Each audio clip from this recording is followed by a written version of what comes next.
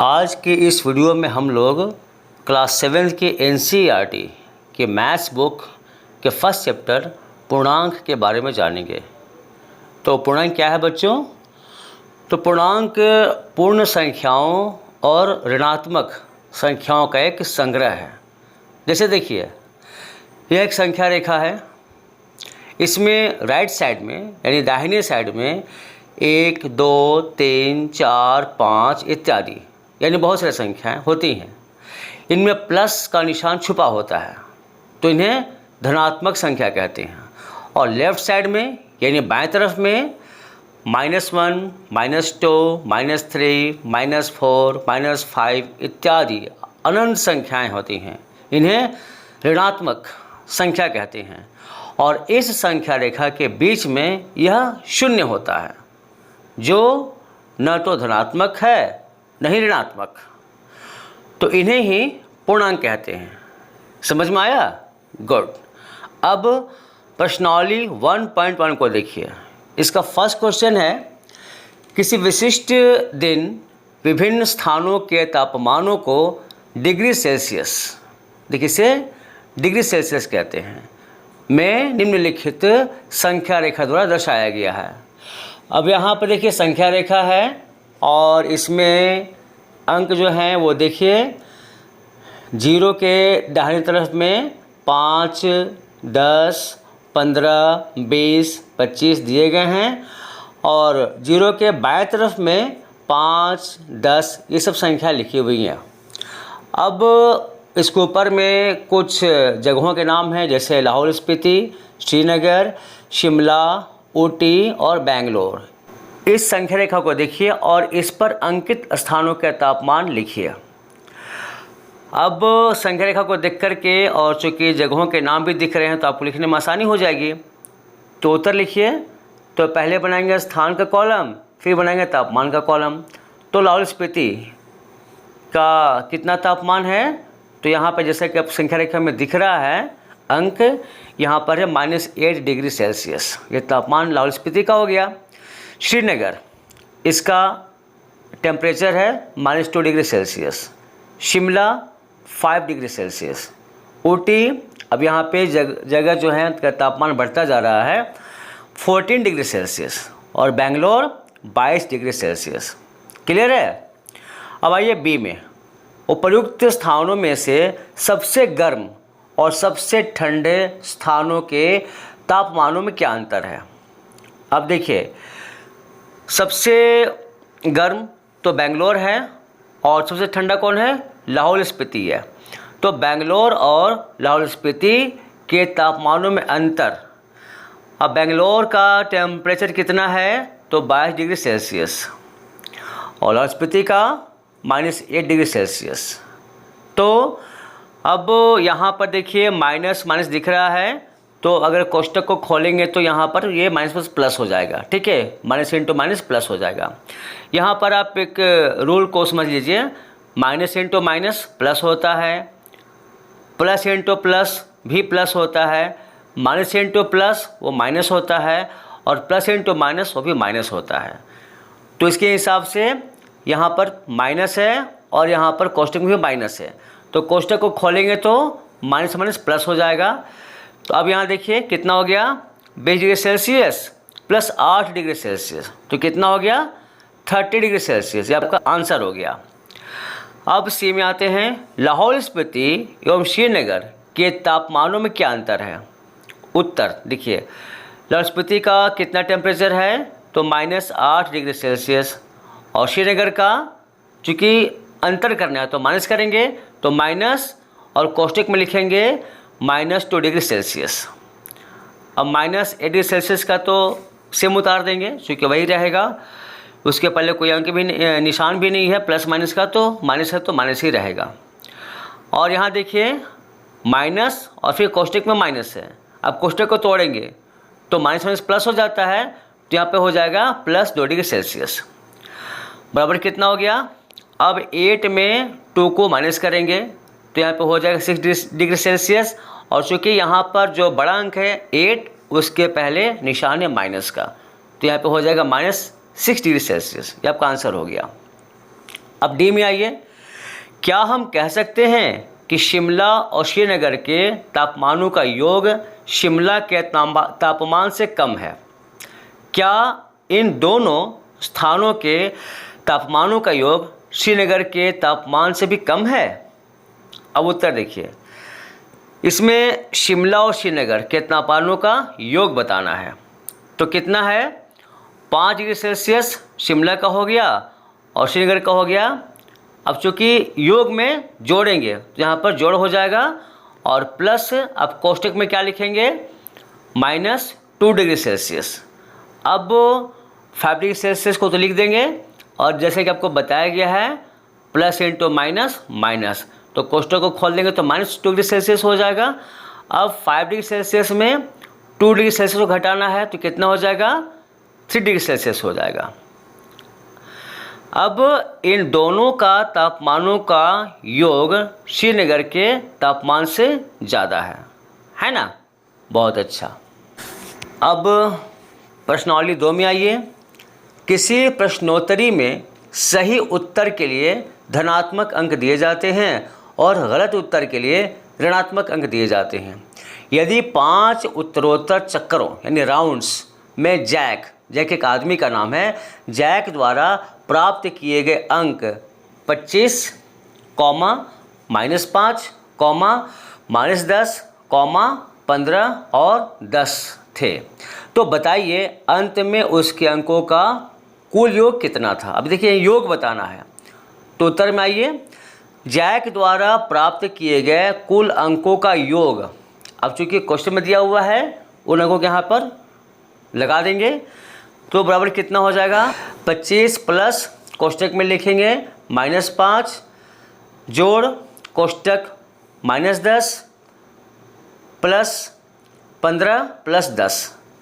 अब यहाँ पर देखिए 25, अब प्लस माइनस माइनस हो जाएगा तो -5, और यहाँ भी देखिए प्लस माइनस है तो यहाँ पे प्लस माइनस माइनस हो जाएगा तो -10, और फिर यहाँ पर देखिए 15 प्लस के बाद है और फिर +10 हो जाएगा। अब क्या करेंगे इसको, यहाँ जितने भी प्लस वाले अंक हैं उनको लिखते हैं एक साथ में और माइनस वाले को लिखते हैं एक साथ में। तो पहले क्या है 25, अब देखिए +15 है यहाँ पे आ जाएगा, +10 उसके बाद में आ जाएगा। अब लेते हैं माइनस संख्याओं को, तो -5 और -10, फिर -5 और -10। अब देखिए प्लस में क्या है 25 + 15 + 10 तो कितना हो जाएगा? 50 हो जाएगा।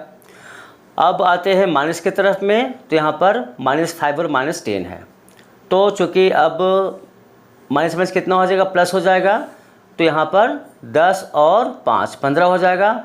अब चूँकि बड़ी संख्या के पहले निशान माइनस का है तो माइनस हो जाएगा। अब 50 - 15 तो कितना हो गया? 35। अब जैक द्वारा प्राप्त किए गए कुल संख्या यानी कुल अंकों का योग कितना हो गया? 35। तो 35 था, आंसर हो गया, समझ में आ गया? बहुत अच्छा। अब 3 में आइए, सोमवार को श्रीनगर का तापमान -5 डिग्री सेल्सियस था और मंगलवार को तापमान 2 डिग्री सेल्सियस कम हो गया। मंगलवार का तापमान क्या था? बुधवार को तापमान 4 डिग्री सेल्सियस बढ़ गया। बुधवार को तापमान कितना था? अब देखिए इसे कैसे निकालते हैं, उत्तर लिखिए। सोमवार को श्रीनगर का तापमान कितना है? -5 डिग्री सेल्सियस, क्वेश्चन में दिया हुआ है। अब मंगलवार को श्रीनगर का तापमान, अब देखिए यहाँ पर क्या है? -5 डिग्री सेल्सियस, यहाँ पे घटा देना है 2 डिग्री सेल्सियस। अब -5 और -2 डिग्री सेल्सियस। अब चूँकि माइनस माइनस प्लस होता है तो कितना हो जाएगा? 7 हो जाएगा। तो कितना लिखेंगे? मंगलवार को श्रीनगर का तापमान -7 डिग्री सेल्सियस, क्योंकि -5 जो है 5 संख्या बड़ी है उसके ऊपर निशान माइनस का है तो -7 डिग्री सेल्सियस हो जाएगा। अब बुधवार को श्रीनगर का तापमान तो कितना यहाँ पर देखिए -7 डिग्री सेल्सियस था। अब यहाँ पर इसको जोड़ेंगे तो +4 डिग्री सेल्सियस हो जाएगा। अब -7 डिग्री सेल्सियस +4 डिग्री सेल्सियस। अब देखिए यहाँ पर क्या है? माइनस और प्लस का निशान है तो यहाँ पर माइनस हो जाएगा, यानी अब 7 में से 4 को घटाएंगे तो कितना हो जाएगा, 3 हो जाएगा, तो वहाँ से हो जाएगा -3 डिग्री सेल्सियस। अब बुधवार को श्रीनगर का तापमान हो जाएगा -3 डिग्री सेल्सियस। क्वेश्चन नंबर 4 में आइए। यहाँ देखिए, एक हवाई जहाज़ समुद्र तल से 5000 मीटर की ऊंचाई पर उड़ रहा है। एक विशिष्ट बिंदु पर यह हवाई जहाज़ समुद्र तल से 1200 मीटर नीचे तैरती हुई पनडुब्बी के ठीक ऊपर है। पनडुब्बी और हवाई जहाज़ के बीच की ऊर्ध्वाधर दूरी कितनी है? अब देखो, ऊर्ध्वाधर दूरी मतलब क्या होता है, सीधी दूरी। अब यहाँ पर देखिए, इस फिगर को समझिए। यहाँ पे क्या लिखा हुआ है क्वेश्चन में, 5000 मीटर ये जहाज़ का जो ऊंचाई है उस ऊंचाई पर उड़ रहा है, और ये जो दिख रहा है आपको 0, ये आपका समुद्र तल हो गया, और नीचे में क्या है 1200 मीटर, ये आपका पनडुब्बी का हो गया डिस्टेंस। अब समुद्र तल से ऊपर को हम दर्शाएंगे प्लस से, और पनडुब्बी जो है यानी पानी का जो नीचे का जो जगह है उसको दर्शाएंगे माइनस से। अब उत्तर बनाइए। हवाई जहाज़ और पनडुब्बी के बीच की दूरी, तो हवाई जहाज़ की दूरी कितनी थी, 5000 मीटर। अब चूँकि दूरी बतानी है तो माइनस करेंगे, और नीचे का संख्या माइनस है तो कोष्टक में लिखेंगे -1200 मीटर। अब देखिए 5000 मीटर तो उतार देंगे, और यहाँ पर है माइनस और कोष्टक में है माइनस, तो हो जाएगा प्लस, तो प्लस 1200 मीटर। अब दोनों को जोड़ेंगे तो कितना हो जाएगा, 6200 मीटर। ठीक है, ये आपका आंसर हो गया। क्वेश्चन नंबर 5, मोहन अपने बैंक खाते में रुपये 2000 जमा करता है और अगले दिन इसमें से रुपये 1642 निकाल लेता है। यदि खाते में से निकाली गई राशि को ऋणात्मक संख्या से निरूपित यानी सूचित किया जाता है, तो खाते में जमा की गई राशि को आप कैसे निरूपित करोगे? निकासी के पश्चात मोहन के खाते में शेष राशि ज्ञात कीजिए। अब उत्तर में आइए। उत्तर लिखिए, बैंक खाते में जमा की गई राशि को हम धनात्मक संख्या से निरूपित करेंगे। तो बैंक में जमा की गई राशि कितना दिया गया है, तो ये है 2000 रुपये। ठीक है, अब अगले दिन निकासी गई राशि कितनी है, जो निकाला गया था वो क्वेश्चन में दिया हुआ है, यहाँ उतार देंगे -1642 रुपये।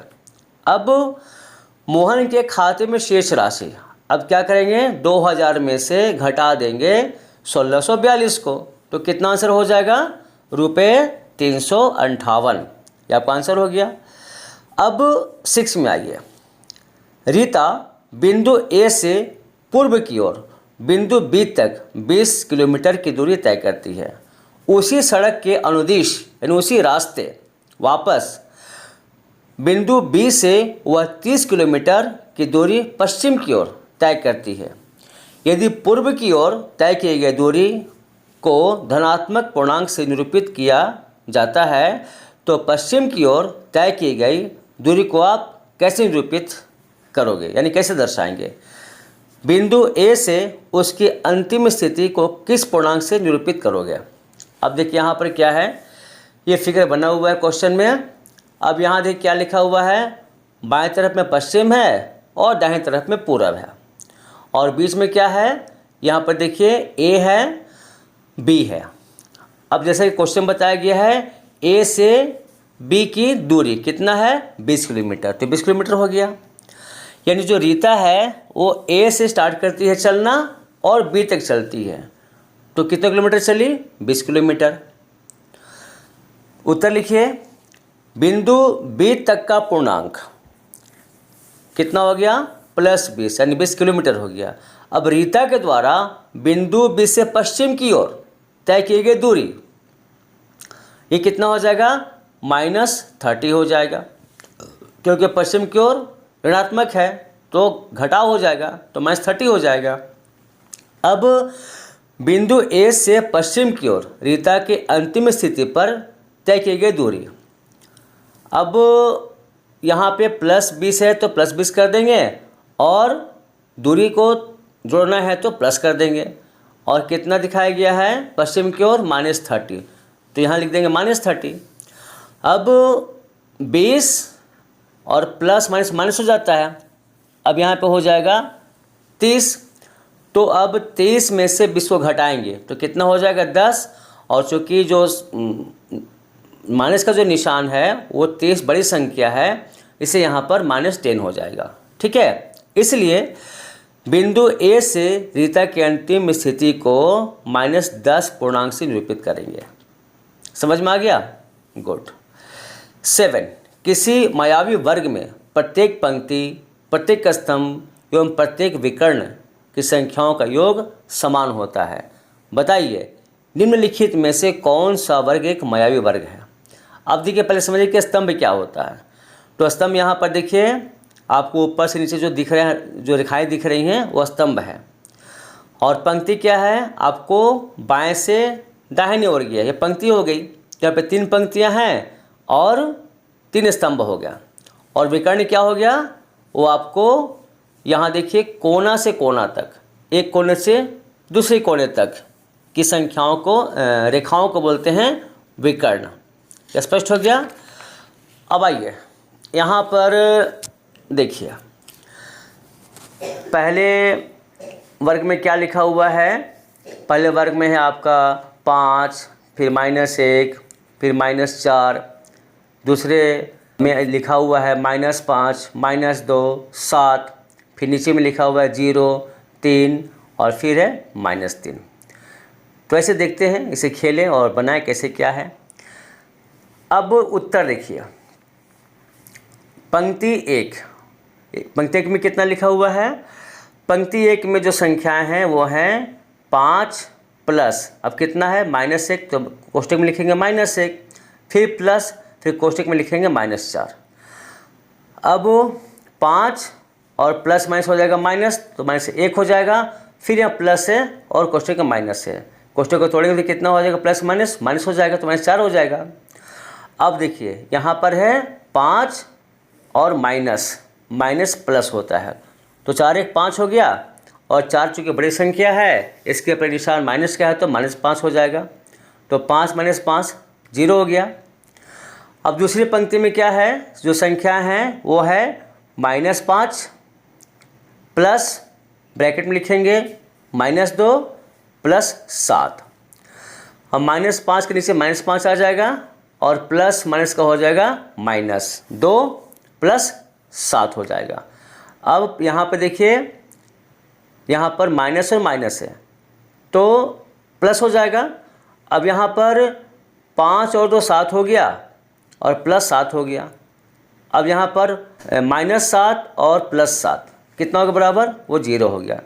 और 0 के पहले ऋणात्मक या धनात्मक कुछ नहीं होता, इसलिए हम लोग यहाँ पर प्लस माइनस नहीं लिखेंगे, तो 0 हो गया। यानी यहाँ भी जो पंक्ति सेकंड हुई, यहाँ पर भी इसका रिजल्ट 0 हो गया। अब थर्ड में देखिए, तीसरी पंक्ति में संख्याओं का योग कितना है, तो 0 प्लस 3 प्लस कोष्टक में लिखेंगे -3, तो 0 का 0 नीचे आ जाएगा, +3 हो जाएगा। अब प्लस माइनस माइनस हो जाएगा, तो यहाँ पर हो जाएगा -3 हो जाएगा। अब देखिए यहाँ पर 0 का 0 हो जाएगा और यहाँ पर प्लस माइनस माइनस हो जाएगा। अब 3 में घटाएंगे 3 को तो कितना हो जाएगा 0। ठीक, अब स्तंभ में आइए। पहले स्तंभ में संख्याओं का योग तो कितना है, 5 प्लस कोष्टक में -5 प्लस 0। अब 5 है और प्लस माइनस माइनस हो जाएगा, तो यहाँ पे 5 हो जाएगा प्लस 0 हो जाएगा। अब 5 में 5 को घटाएंगे तो 0 हो जाएगा और 0 का 0 0 हो जाता है, यानी ये भी बराबर हो गया। अब स्तंभ 2 में देखिए संख्याओं का योग कितना है, -1 प्लस कोष्टक में -2 प्लस 3। अब देखिए -1 का -1 आ गया और प्लस माइनस का -2 हो गया प्लस 3 हो गया। अब यहाँ पर देखिए -1 और -2 तो प्लस हो जाएगा, तो 1 और 2 3 हो गया। और 1 और 2 में बड़ी संख्या 2 है, उसके पहले माइनस है यहाँ पर हो जाएगा -3 और +3 नीचे उतार देंगे। अब प्लस माइनस माइनस हो जाएगा। अब 3 में 3 को घटाएंगे तो कितना हो जाएगा 0, ये भी 0 हो गया। अब स्तंभ 3 में आइए, यहाँ पर क्या है -4 + 7 + -3 जो ब्रैकेट में रहेगा। अब -4 + 7 और यहाँ पर हो जाएगा ±-3 हो जाएगा। अब -4 और -3 को अलग कर देंगे तो माइनस प्लस हो जाता है, तो 4 और 3 7 हो गया। और चूँकि 4 और 3 बड़ी संख्या 4 है, उसके पहले निशान माइनस का है तो यहाँ पर माइनस हो जाएगा, तो -7 हो गया। और +7 नीचे को उतार देंगे तो अब देखिए -7 और +7 कितना हो जाएगा, माइनस हो जाएगा। तो 7 में 7 को करेंगे माइनस तो कितना हो जाएगा 0, ये भी 0 हो गया। अब देखिए विकर्ण, पहले विकर्ण में जो संख्या उनका योग देखिए, यहाँ पर हो जाएगा 5 + ब्रैकेट -2 + ब्रैकेट -3। तो 5 का 5 उतार देंगे और प्लस और कोष्ठक का माइनस, तो माइनस हो जाएगा, तो -2। फिर देखिए यहाँ पर प्लस और माइनस माइनस हो जाएगा तो -3 उतार दिए इससे, तो यहाँ 5 का 5 हो जाएगा। और यहाँ देखिए -2 और -3, तो माइनस क्या हो जाता है, प्लस हो जाता है, तो दोनों को जोड़ देंगे तो 2 और 3 5 हो गया। और चूँकि जो 2 और 3 में जो बड़ी संख्या 3 है उसके पहले माइनस है तो यहाँ पर लिखेंगे माइनस, तो 5 - 5 कितना हो गया 0, ये भी 0 हो गया। अब देखिए विकर्ण 2 में आते हैं, यहाँ पर क्या है -4 + ब्रैकेट में -2 + 0, -4 का नीचे -4 हो जाएगा, प्लस माइनस तो यहाँ पर हो जाएगा -2 नीचे आ जाएगा +0। अब 4 और 2 दोनों के पहले निशान है माइनस का, तो प्लस हो जाएगा, तो 4 तो 6 हो गया। और चूँकि 4 बड़ी संख्या है 2 से, उसके पहले निशान माइनस का है तो यहाँ पर हो जाएगा -6, ये अंतर हो गया। यानी अब लिखेंगे अतः पहला वर्ग एक मायु वर्ग नहीं है, क्योंकि यहाँ पर सभी समान नहीं हुए, सब में 0 0 आ रहे थे और लास्ट विकर्ण में 6 आ गए, इसलिए मायु वर्ग नहीं है। अब यहाँ पर देखिए 7वां का अब दूसरा जो वर्ग है इसे देख लेते हैं। इस वर्ग में क्या लिखा हुआ है, पहली पंक्ति में 1 फिर -10 फिर 0, दूसरी पंक्ति में -4 -3 और -2, तीसरी पंक्ति में -6 फिर 4 फिर -7। अब ऐसे हल करते हैं, तो पहली पंक्ति में संख्याओं का योग कितना है, 1 जोड़ ब्रैकेट में लिखेंगे -10 + 0, अब बराबर। अब देखिए 1 और प्लस माइनस हो गया माइनस, तो -10 + 0। अब 1 और -10 हो गया, तो घटाएंगे तो कितना हो जाएगा, 10 में 1 घटाएंगे तो 9 हो जाएगा। और दोनों बड़ी संख्या 10 है, 10 के पहले माइनस है तो 9 के पहले माइनस आ जाएगा, तो यह -9 हो गया। अब दूसरी पंक्ति में संख्याओं का योग देखिए, यहाँ पे कितना क्या आता है, तो यहाँ पर ब्रैकेट में लिखिए -4 प्लस ब्रैकेट में -3 प्लस ब्रैकेट में -2। अब बराबर क्या करते हैं, देखिए यहाँ पर -4 का -4 हो गया और प्लस माइनस तो -3 नीचे आ जाएगा। फिर यहाँ देखिए प्लस माइनस है तो दोनों का मिला के माइनस हो जाएगा और 2 नीचे आ जाएगा, तो कितना हो गया -4 -3 और -2। अब बराबर देखिए, अब यहाँ पर देखिए -4 और -3 तो प्लस हो गया, तो कितना हो जाएगा 7। फिर यहाँ पर है -2 तो कितना हो जाएगा 9 हो जाएगा। अब इन दोनों में सबसे बड़ी संख्या 7 है, उसके पहले माइनस है, तो यहाँ पर हो जाएगा -9, यानी ये बराबर हो गया। उसके बाद तीसरी पंक्ति में आइए, इसमें संख्याओं का योग कितना है देखिए, तो कोष्टक -6 + 4 प्लस कोष्टक -7। अब यहाँ पे देखिए -6 + 4 और प्लस माइनस हो जाएगा -7 कर देंगे नीचे, तो कितना हो गया -6 + 4 -7 बराबर। अब क्या होगा -6 और -7, तो यहाँ प्लस हो जाएगा, तो 6 7 कितना हो गया 13 हो गया, तो 13 लिख देंगे। और दोनों में जो बड़ी संख्या 7 है इसके पहले माइनस है, इसलिए आप हो जाएगा -13 और +4। अब 13 में 4 को घटाएंगे क्योंकि प्लस माइनस माइनस हो जाता है तो यहाँ पे घटाएंगे, तो 13 में 4 घटाएंगे तो हो जाएगा 9, और चूँकि बड़ी संख्या 13 है उसके पहले निशान माइनस का, तो यहाँ पर हो जाएगा -9। अब देखिए तीनों पंक्ति में -9 आ गया। अब स्तंभ की ओर चलते हैं, तो पहले स्तंभ की संख्याओं का योग कितना है, 1 प्लस कोष्टक में लिखेंगे -4 प्लस कोष्टक -6। अब बराबर कितना हो जाएगा, 1 और प्लस माइनस हो जाएगा माइनस, तो -4, फिर प्लस माइनस माइनस तो -6 हो जाएगा। अब 1 उसके बाद है -4 और -6, तो प्लस हो गया, तो 6 4 10 हो गया। अब 1 -10 तो कितना हो गया, 9 हो गया, और चूँकि बड़ी संख्या में 10 माइनस है तो यहाँ इसलिए -9 हो जाएगा। बराबर हो गया। अभी दूसरे स्तंभ की संख्याओं का योग, इसको भी देख लीजिए। अब यहाँ पे ब्रैकेट में लिखेंगे -10 प्लस ब्रैकेट में -3 प्लस 4। अब -10 को उतार देंगे, यहाँ कोष्टक आवश्यकता शुरू में नहीं रहती है, और देखिए यहाँ प्लस माइनस माइनस हो जाता है, तो -3 प्लस 4।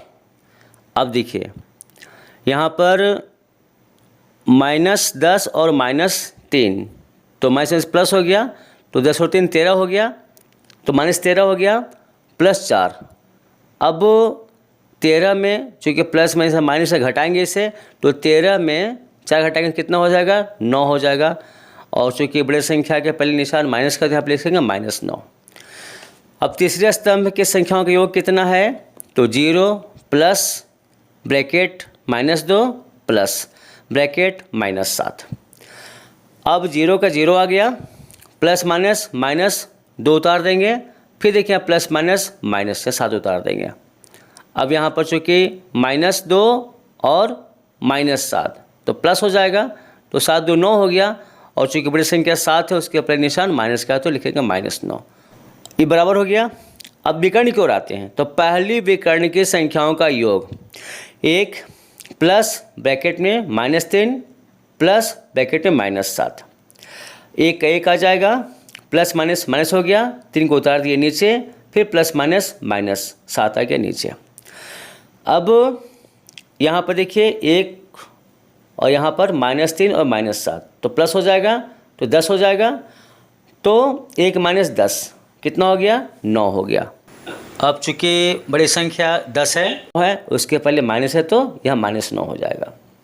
अब दूसरी विकर्ण की संख्याओं का योग, इसमें कितना है, 0 प्लस ब्रैकेट में -3 प्लस ब्रैकेट में -6, 0 का 0 आ जाएगा, प्लस माइनस माइनस हो जाएगा, 3 नीचे आ जाएगा, फिर प्लस माइनस माइनस हो जाएगा, तो 6 नीचे आ जाएगा। अब 6 और 3 निशान माइनस का, तो माइनस माइनस प्लस होता है, तो यहाँ पे हो जाएगा +9। अब यहाँ पे क्या है, सारी संख्याएं जो हैं, जो वर्ग है, जो पंक्तियाँ हैं, स्तंभ बराबर हो गए। तो इस दूसरे वर्ग में प्रत्येक पंक्ति, प्रत्येक स्तंभ और प्रत्येक विकर्ण की संख्याओं का योग समान है, बराबर है, अतः यह एक मायावी वर्ग है। अब 8 में आइए। a और b के निम्नलिखित मानों के लिए a माइनस कोष्टक -b बराबर a प्लस b का सत्यापन कीजिए। अब यहाँ पर देखिए, यहाँ पर इस बराबर के पहले जो a माइनस कोष्टक -b है, ये हो गया आपका बायां पक्ष, और बराबर के इस तरफ वाले ये दाहिना पक्ष हो गया, a प्लस b, ये दाहिना पक्ष हो गया, जिसको अब बाएं पक्ष को बोलते हैं लेफ्ट हैंड साइड और दाहिने पक्ष को बोलते हैं राइट हैंड साइड। अब प्रश्न में क्या देखिए क्या कह रहा है, यहाँ एक में क्या है, प्रश्न में a बराबर 21 है और b बराबर 18 है। अब उत्तर लिखिए, बाएं पक्ष में लेफ्ट हैंड साइड में क्या है, a माइनस b क्वेश्चन में लिखा हुआ, उसे उतार दीजिए, और फिर a का मान कितना, b का मान कितना, उसको लिखिए। तो यहाँ पर a का मान 21 है, 21 माइनस, फिर कोष्टक -b है, तो b का मान यहाँ पे 18 है, तो -18 हो जाएगा। अब 21 का 21 आ जाएगा नीचे, और यहाँ देखिए माइनस माइनस प्लस हो जाता है, तो +18 हो जाएगा। अब 21 जोड़ 18 कितना हो गया, 39। ये हो गया बायां पक्ष। अब दाहिने पक्ष में आइए, राइट हैंड साइड में। यहाँ पर क्या है, a प्लस बी। अब देखिए यहाँ पर a में संख्या जो है वो 21 है और b की संख्या 18 है, तो 21 और 18 कितना हो जाएगा, 39। अब देखिए बायां पक्ष और दाहिना पक्ष दोनों बराबर हो गया, ये सत्यापित है। अब प्रश्न संख्या 2, यहाँ पर a का मान है 118 और b का मान है 125। अब सेम वही क्वेश्चन को यहाँ पे लाएंगे, तो बायां पक्ष हो जाएगा a माइनस कोष्टक माइनस b। अब यहाँ पर देखिए बराबर कीजिए, अब a का मान 118 लिखिए, फिर माइनस और कोष्टक में माइनस b के जगह पे b की संख्या 125 है तो माइनस 125 हो जाएगी। अब 118 और माइनस माइनस प्लस 125। अब 118 जोड़ 125 कितना हो गया, 243। अब देखिए बायां पक्ष हो गया। अब दाहिने पक्ष को देखिए, यहाँ पर a प्लस बी है। अब यहाँ पर a का मान 118, तो यहाँ लिखिए 118 प्लस b का मान 125, तो लिखिए 125। कितना हो जाएगा बच्चों, 243। अब यहाँ भी देखिए बायां पक्ष यानी लेफ्ट हैंड साइड और दाहिना पक्ष यानी राइट हैंड साइड दोनों बराबर है। कितने हैं, 243 243, ये भी सत्यापित हो गया। अब प्रश्न संख्या 3 में आइए। यहाँ पर क्या a का मान 75 है और b का मान 84 है, तो बायां पक्ष यानी लेफ्ट हैंड साइड यहाँ पर a माइनस और माइनस b, तो a का मान यहाँ 75 हो गया, माइनस कोष्टक में लिखेंगे माइनस b की जगह माइनस 84 जो मान दिया गया है, बराबर। अब देखिए यहाँ 75 का 75 उतार दिए और यहाँ माइनस माइनस प्लस हो जाएगा और 84 नीचे आ जाएगा, तो 75 जोड़ 84 जोड़िए कितना हो गया, 159। ये बायां पक्ष हो गया। अब दाहिने पक्ष में आइए, a प्लस बी या a का मान 75 लिखिए 75 और b का मान 84, तो लिखिए 84। अब दोनों को जोड़ देंगे, 75 जोड़ 84 कितना हो जाएगा, 159। यानी यहाँ भी लेफ्ट हैंड साइड और राइट हैंड साइड दोनों सत्यापित हो गया, दोनों बराबर हो गया। अब प्रश्न संख्या 4, यहाँ पर a का मान है 28 और b का मान है 11। अब बाएं पक्ष में देखिए a माइनस माइनस कोष्टक में b लिखा हुआ है, तो a का मान हो गया 28 और माइनस और कोष्टक में माइनस b है, इसका मान हो जाएगा 11, तो माइनस 11 हो जाएगा। अब 28 और यहाँ पर माइनस इंटू माइनस तो प्लस हो जाएगा, 11 नीचे आ जाएगा। अब 28 जोड़े 11 कितना हो गया, 39। दाहिने पक्ष को देखिए, यहाँ पर a प्लस बी, a की संख्या 28 तो 28 लिखिए, b की संख्या 11 तो 11 लिखिए। और दोनों को जोड़ देंगे, 28 जोड़ 11 कितना हो जाएगा, 39। और यहाँ भी देखिए दोनों संख्या बराबर होगी तो क्या हो गया, बायां पक्ष और दायां पक्ष सत्यापित हो गया। अब क्वेश्चन 9 में आइए। निम्नलिखित कथनों को सत्य बनाने के लिए बॉक्स में संकेत, अब देखिए बड़ा संकेत है यानी ग्रेटर देन, फिर ये संकेत छोटा यानी लेस देन, अथवा बराबर यानी इक्वल टू का उपयोग कीजिए। अब देखिए इन संकेतों को समझिए। जिस तरफ की संख्या बड़ी होगी उधर मुंह खुला हुआ संकेत होगा।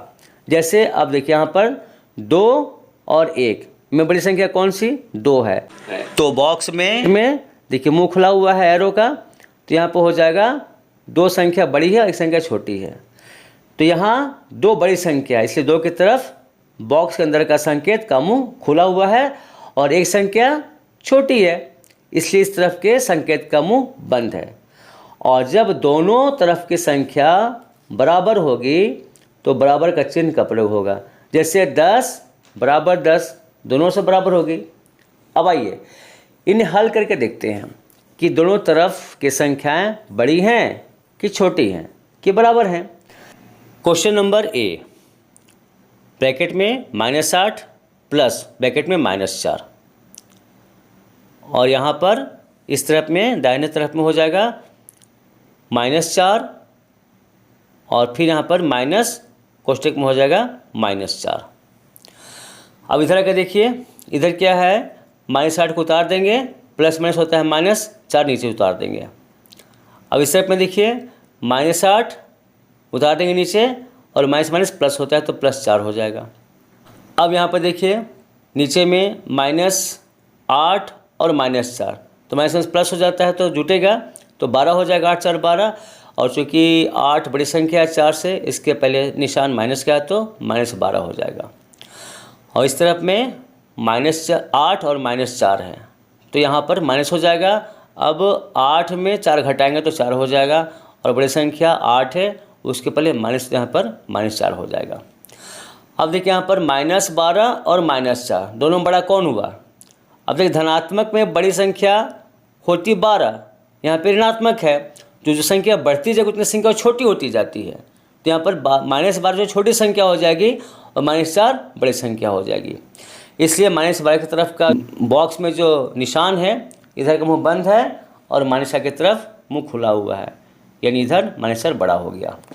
अब बी में आइए, -3 कोष्टक में है +7 -19। अब इस तरफ में कितना है? बॉक्स के दाहिनी तरफ में 15 -8 प्लस कोष्टक में है -9। अब इस तरफ में देखिए बाएं पक्ष में, अब इसे हल करते हैं तो -3 का -3 हो जाएगा, +7 का +7 नीचे उतर जाएगा और -19 आ जाएगा। इधर में 15 का 15 आ जाएगा, -8 वो भी नीचे आ गया, अब प्लस माइनस -9 नीचे आ जाएगा। अब इधर देखिए यहाँ पर क्या है, -3 और -19 को जोड़ देंगे, क्योंकि दोनों संख्या बराबर है, तो यहाँ पर हो जाएगा -22, क्योंकि माइनस बड़ी संख्या 19 की है, इस यहाँ पर हो जाएगा -22 +7 नीचे आ जाएगा। अब इधर देखिए 15 और यहाँ पे है माइनस माइनस प्लस हो जाएगा, तो 8 और 9 जुटेगा तो हो जाएगा 17, तो 15 - 17, ठीक है। अब देखिए यहाँ पर क्या है, -22 + 7, तो माइनस प्लस माइनस हो गया, अब 22 में घटेगा 7 तो कितना हो जाएगा 15। अब बड़ी संख्या 22, उसके पहले के निशान माइनस, तो यहाँ पर हो जाएगा -15। फिर अब इधर देखिए यहाँ पे 15 में घटाएंगे 17 को, तो यहाँ पे हो जाएगा -2, और चूँकि बड़ी संख्या 17 है उसके पहले निशान माइनस होते हैं, यहाँ पे हो जाएगा -2। अब यहाँ पर -15 बॉक्स में निशान बनाएंगे -2, दोनों में कौन संख्या बड़ी हो गई, तो -2। आपको पहले बताया गया है ऋणात्मक संख्याओं में -1 -2 -3, तो जितने आगे बढ़ते हैं वो संख्या छोटी होती जाएगी, ठीक है। तो दाहिने से बाएं तरफ की संख्या छोटी होती जाती हैं, तो यहाँ पे क्या है -15 ये छोटी संख्या हो गई और -2 ये बड़ी संख्या हो गई। इससे यहाँ पे हो जाएगा -15, फिर बॉक्स में निशान बनाएंगे -2 की तरफ बड़ा का, यानी यहाँ पर संख्या -2 बड़ी हो गई। अब सी में आइए, 23 -41 + 11।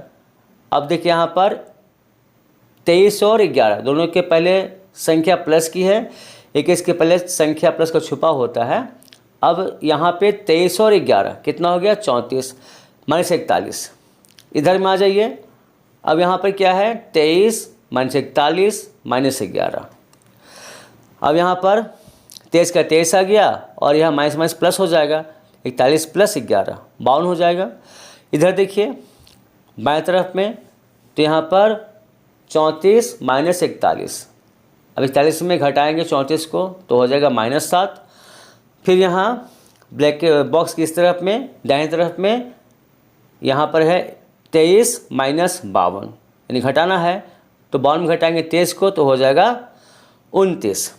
अब यहाँ पे देखिए -7, इधर है -29, तो बड़ी संख्या कौन सी हो गई, -7, तो उधर का निशान लगा दिया बॉक्स में, -7 बड़ी संख्या हो गई। अब डी में आइए, 39 प्लस कोष्टक में है -24 -15।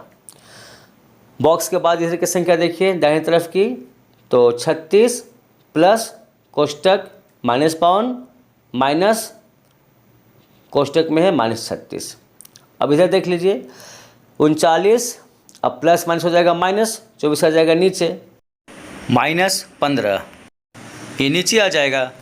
इधर में देखिए, इधर में क्या है 36 और प्लस में हो जाएगा माइनस, 52 आ जाएगा नीचे, फिर यहाँ पे है माइनस माइनस प्लस हो जाएगा, तो प्लस हो जाएगा 36। ठीक है, अब इधर आइए बाएं तरफ में, तो 39, अब यहाँ पर माइनस माइनस देखिए यहाँ पे कितना है 24 और 15 है, तो कितना हो गया 39। अब 39 और 39 घटाएंगे तो 0 हो जाएगा। अब बॉक्स किस तरफ में आइए, यहाँ पर क्या है 36 और प्लस 36, दोनों संख्या जोड़ की है तो दोनों को जोड़ देंगे एक साथ में, तो हो जाएगा 72, माइनस 52 उतार देंगे बगल में। अब यहाँ पर 72 में घटाएंगे 52 को तो कितना हो जाएगा 20 हो जाएगा। अब यहाँ पे देखिए 0 बॉक्स, उसके बाद है 20, तो बड़ी संख्या कौन सी हो गई 20 हो गई। अब ई में आइए, ई में क्या है माइनस 231 प्लस 79 प्लस 51। अब इस तरफ में आइए दाहिने तरफ में बॉक्स का, माइनस 399 प्लस 159 प्लस 81। अब इधर आ जाइए बाएं तरफ में, माइनस 231 और यहाँ पर प्लस प्लस यानी कि प्लस 79 और प्लस 51 दोनों को जोड़ देंगे तो प्लस 130। अब बॉक्स के बाद इधर देखिए माइनस 399 और यहाँ पर देखिए प्लस 159 और प्लस 81, दोनों को जोड़ देंगे तो कितना हो जाएगा प्लस 240। अब बॉक्स किधर में आइए, अब माइनस 231 प्लस 130, तो माइनस प्लस माइनस हो जाएगा। अब 231 में 130 को घटाएंगे तो कितना हो जाएगा माइनस 101।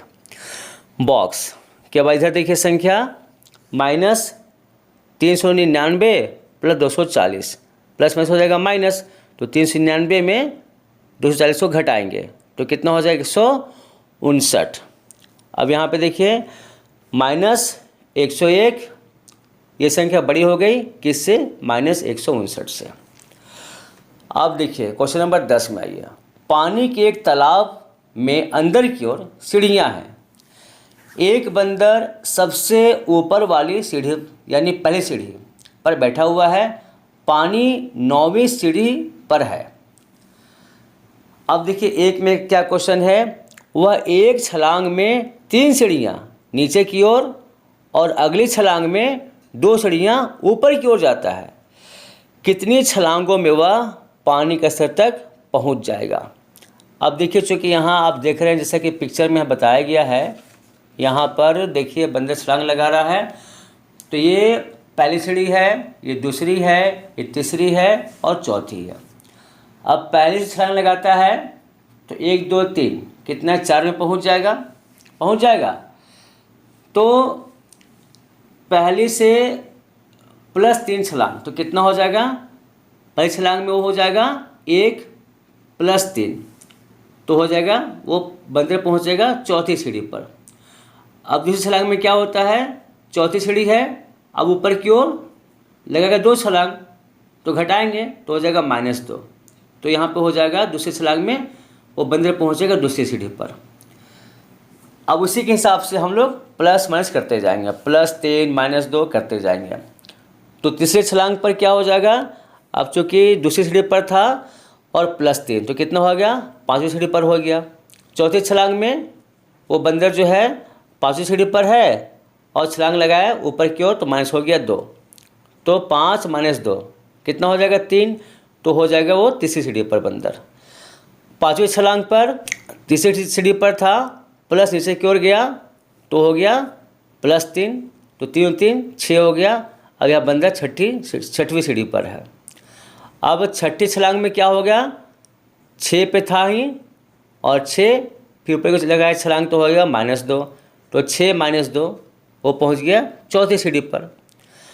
अब 7वीं छलांग में क्या होता है, चौथी में 4 यहाँ पे आ गया, +3 आता है नीचे की ओर, तो 4 3 7 वो पहुंच गया 7वीं सीढ़ी पर। अब 8वीं छलांग में क्या होता है 7, चूँकि 7वीं सीढ़ी है तो 7 हो जाएगा, -2 ऊपर की ओर जाता है तो -2 हो गया, तो 7 - 2 तो हो जाएगा 5, हो जाएगा 5वीं सीढ़ी पर। 9वीं छलांग में क्या होता है, फिर 5वीं सीढ़ी पर है तो 5 + 3 नीचे की ओर, तो 5 3 8 हो जाएगा, तो आ जाएगा 8वीं सीढ़ी पर। 10वीं छलांग में क्या होता है, 8 - 2, 8 में से कितना हो गया, 6 हो गया, तो पहुंच गया 6ठी सीढ़ी पर। 11वीं छलांग में क्या होता है, फिर 6 और +3 नीचे की ओर गया तो +3 हो गया, तो 6 3 9, 9वीं सीढ़ी पर बंदर पहुंच जाता है।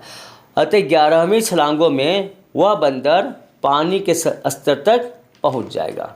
अब देखिए क्वेश्चन नंबर 2 में, पानी पीने के पश्चात वह वापस जाना चाहता है। इस कार्य के लिए वह एक छलांग में 4 सीढ़ियाँ ऊपर की ओर और अगली छलांग में 2 सीढ़ियाँ नीचे की ओर जाता है। कितनी छलांगों में वह वापस सबसे ऊपर वाली सीढ़ी पर पहुंच जाएगा। अब हल कीजिए। पहली छलांग में तो कहाँ पे था, शुरू में बंदर 9वीं सीढ़ी पर था, तो वो 4 छलांग वापस आया, तो 9 में 4 हो जाएगा माइनस, तो कितना हो जाएगा, 5वीं सीढ़ी पर वो बंदर पहुंच जाएगा। दूसरी छलांग में वो कहाँ था, 5 पर था, तो 2 छलांग 2 सीढ़ियाँ जो है वो नीचे की ओर आ गया, तो +2, क्योंकि नीचे की ओर जाएंगे तो +2, ऊपर को आएंगे तो -4 हो जाएगा। तो 5 + 2 कहाँ पहुँचा, 7वीं सीढ़ी पर। तीसरी छलांग में क्या होता है, 7 - 4, ऊपर की ओर गया तो -4 हो गया। अब 7 में 4 घटाएंगे तो कितना हो जाएगा, तीसरी सीढ़ी पे पहुंच गया वो। चौथी छलांग में तीसरी पे था तो 3 + 2, अब 3 + 2 कितना होता है, 5, वो पहुंच गया 5वीं सीढ़ी पर। अब 5वीं छलांग में बंदर कहाँ था, 5वीं सीढ़ी पर था, तो 5 - 4 तो कितना हो गया, पहली सीढ़ी पे पहुंच गया। अतः 5 छलांगों में वह वापस सबसे ऊपर वाली सीढ़ी पर पहुंच जाएगा। क्वेश्चन नंबर 3, यदि नीचे की ओर पार की गई सीढ़ियों की संख्या को ऋणात्मक पूर्णांक से निरूपित किया जाता है, यानी माइनस वाले अंक से दर्शाया जाता है, और ऊपर की ओर पार की गई सीढ़ियों की संख्या को धनात्मक पूर्णांक से निरूपित किया जाता है, यानी प्लस वाले अंक से दर्शाया जाता है, तो निम्नलिखित को पूरा करते हुए भाग 1 और 2 में उसकी गति को निरूपित कीजिए। अब ए में क्या है, -3 + 2 प्लस, अब यहाँ पे देखिए -8 को सत्यापित करना है, यानी कि -3 और -2 कितनी बार आएगा कि ये पहुँचेगा -8 तक। और बी में क्या सत्यापित करना है, 4 - 2, फिर प्लस, फिर कितनी संख्या बार बार आती जाएंगी कि हो जाएगा 8। ठीक है। अब ए में योग -8 8 सीढ़ियाँ नीचे जाने को निरूपित करता है, तो बी में योग 8 किसको निरूपित करेगा, यानी किसको दर्शाएगा। अब देखिए क्वेश्चन 1 में बताया गया था कि बंदर 3 छलांग नीचे की ओर की सीढ़ी पर लगाता है और यहाँ -3 के रूप में दिखाया गया है, और फिर अगली छलांग में 2 सीढ़ियाँ ऊपर की ओर जाता है, उसे यहाँ +2 के रूप में दर्शाया गया है।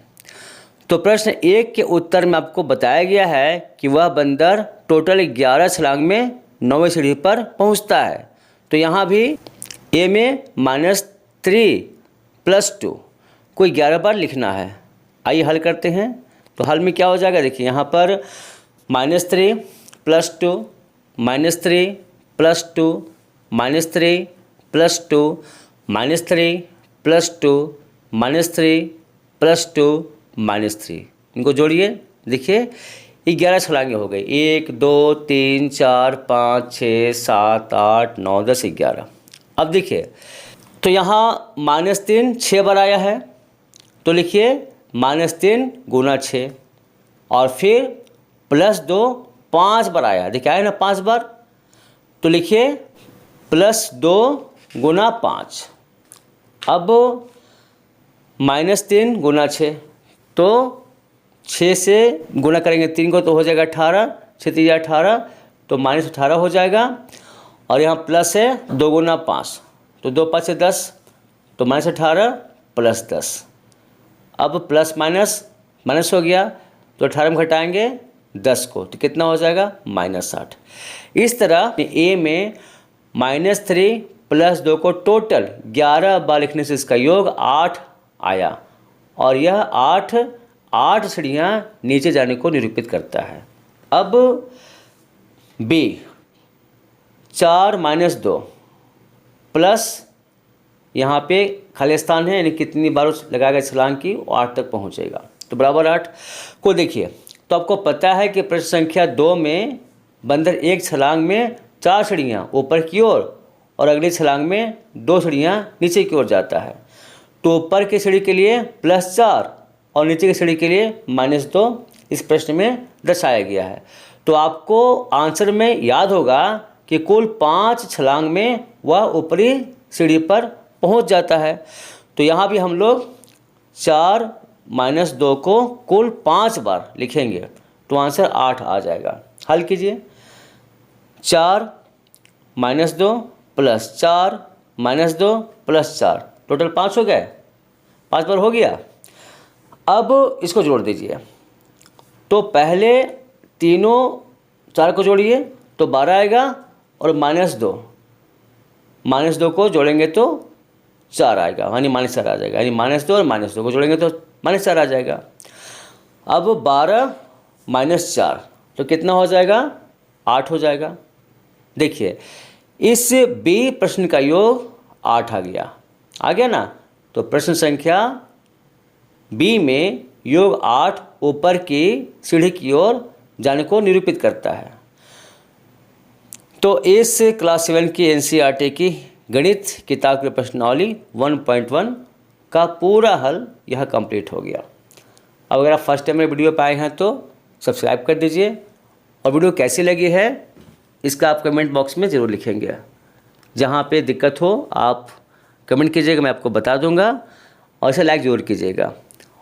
और अगर आप मेरा सपोर्ट करना चाहते हैं तो यहाँ पर वीडियो के नीचे चल रहा है, आप देखिएगा साइड में सुपर थैंक्स का बटन है, इसे दबा के आप मेरा हेल्प कर सकते हैं। और इसी तरह मिलेंगे इस वीडियो में। Till then be study, thank you, bye bye.